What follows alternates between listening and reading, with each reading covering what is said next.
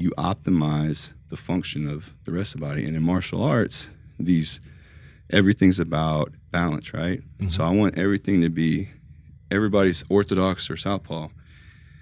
Well, for me from the movement perspective coming in to working with fighters, well, the outcome we're seeking is from a scientific perspective, look at what's happening, what's working, what's not.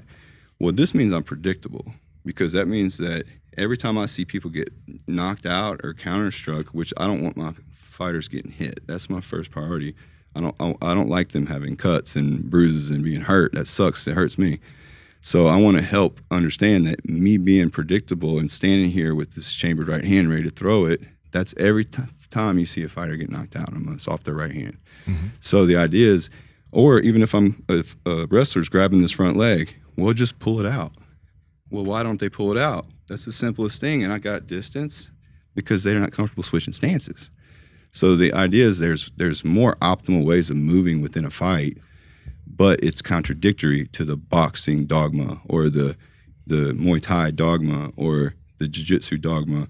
And we got to realize that there's, what did Bruce Lee say? Be water. It's a blending it's martial arts is an experience. If you practice martial arts, it's for you and me.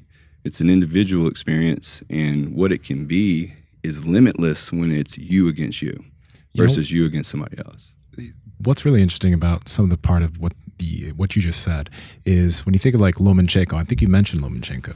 When he's in the ring, he's doing a lot of wild stuff that you don't see individuals in boxing teach, or you don't see people who are working on that like teach, but it's because he has a background of dance.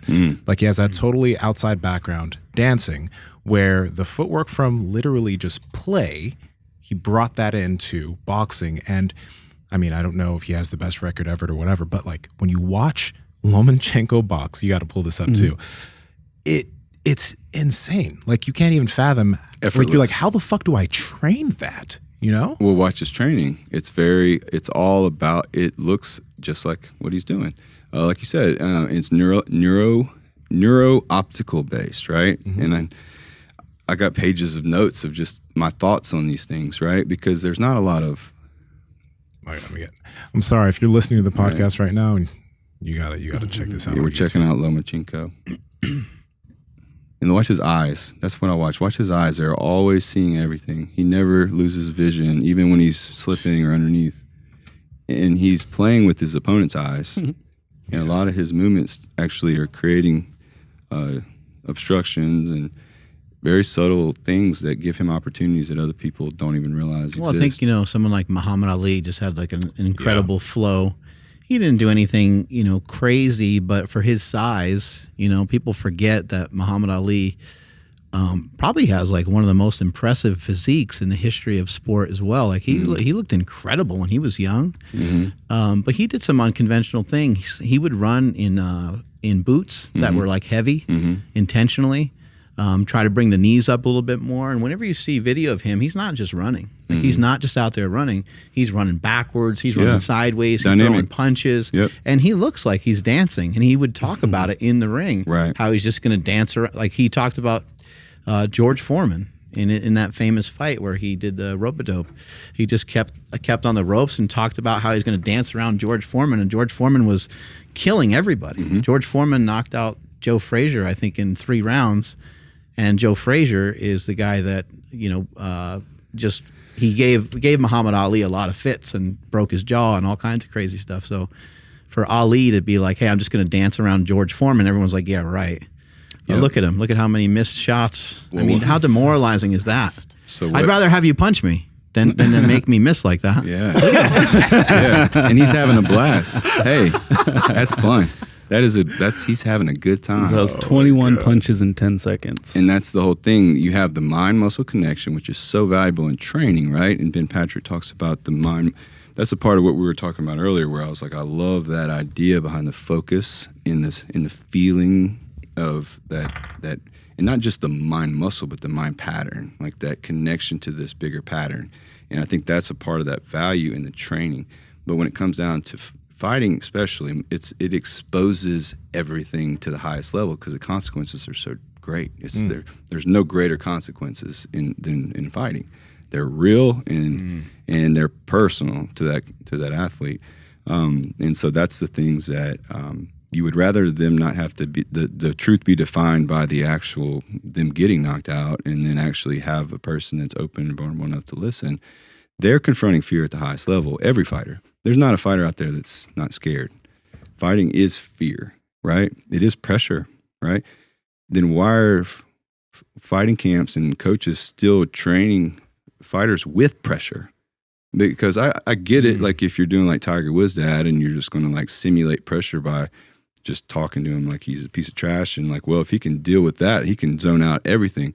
Hey guys, I want to talk to you about Merrick Health, owned by Derek for More Plates, More Dates. Now, some of you guys are on a fat loss journey, some of you guys are trying to gain muscle, and some of you guys are just trying to optimize yourself and your hormones.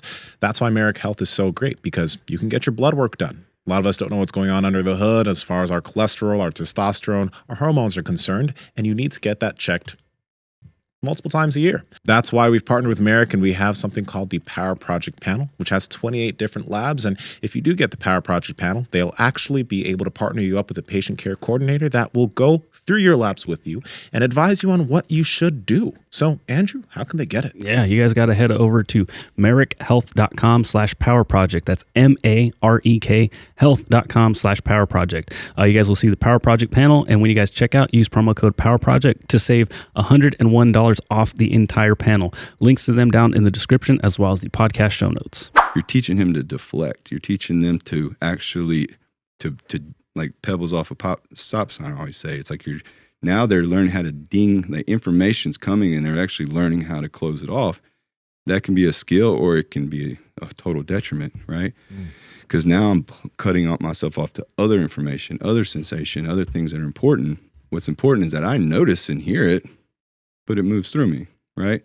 It's just a thing where, do I take it personal? Well, me taking it personal is really the issue more than it is me hearing it, right? So the idea is dealing with the core issue is the fact that you're taking something personal. That might be an exercise, right?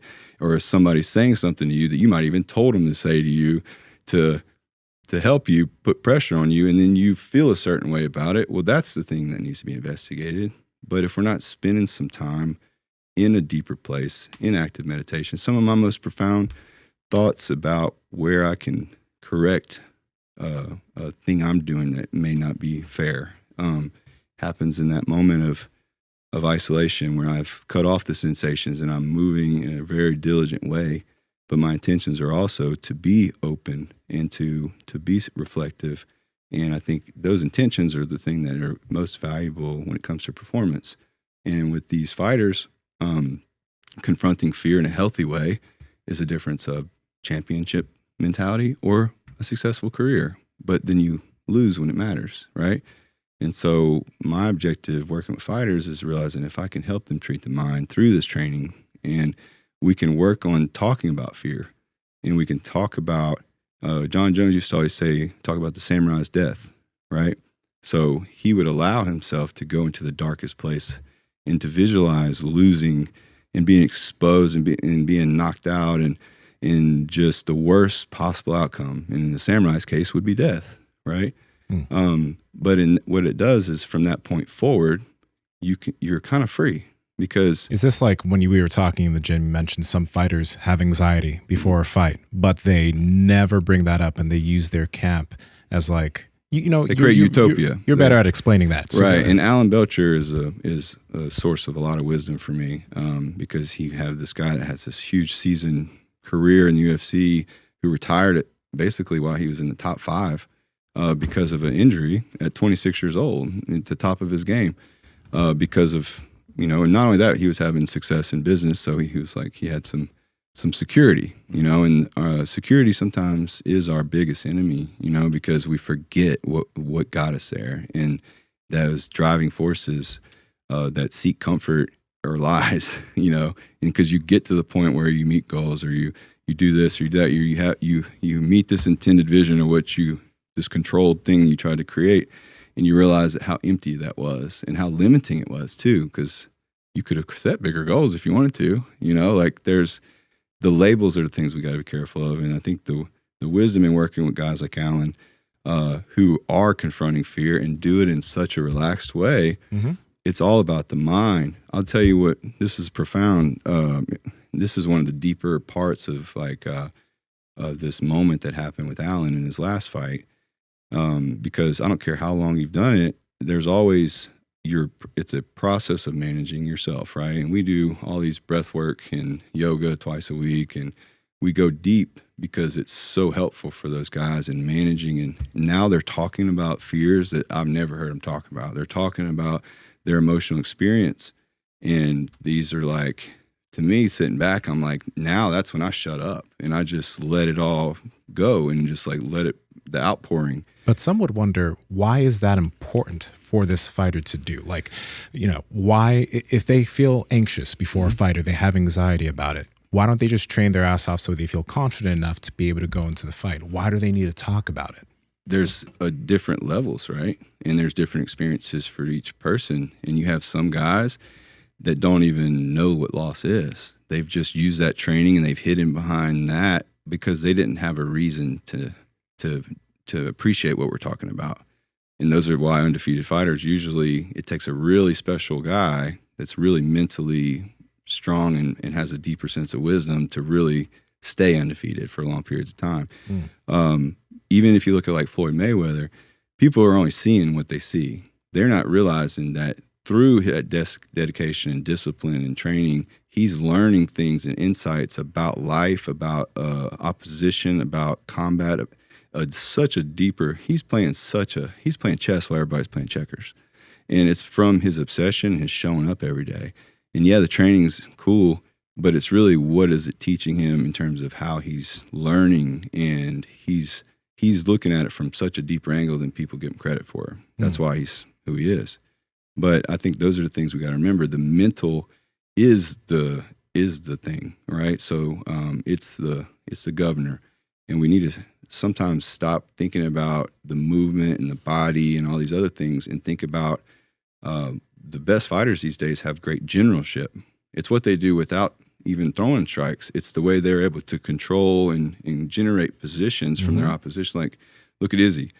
He's literally steering that guy around like a matador. Yeah. What did Muhammad Ali? Of Silva. He said, these guys are bulls. I need to be a matador. And man, if you watch a bullfight, the matador that's sexy, right? The bull just looks like a big dummy, and it's like, well, I don't want to be that guy. I want to be the matador. That's cool. How do you think differently? I'm actually curious about this. When you see somebody like Kamaru Usman and the way he fights versus someone like Israel Adesanya, I think Usman has a better record, and he was actually going towards St. Pierre's. But would you say that, like, comparing the type of fighters they are, would you say one is a better fighter than the other? No, I think what they both are amazing at is knowing their self and being very honest with themselves and their own insufficiencies as well. And I promise you, both of them, their process doesn't include them trying to glorify their strengths. Their process is really being honest about their insufficiencies. And their conversations and training with their partners are totally different. It's really, and not only that, lifestyle. They both don't put unneeded pressure on themselves. They both know how to process and deal with their emotions. When you hear Usman on Joe Rogan's podcast 2 or 3, 4 days after he got knocked out on national television, did he seem bitter? I seem chill. He seemed chill because guess what? Chill. He knows I signed up for this. I think that's the only guy to ever do that. Hey, if you want to make Squirtle squirt, I know you're enjoying this content, so like, comment, subscribe, and head to the Power Project Discord below. Peace.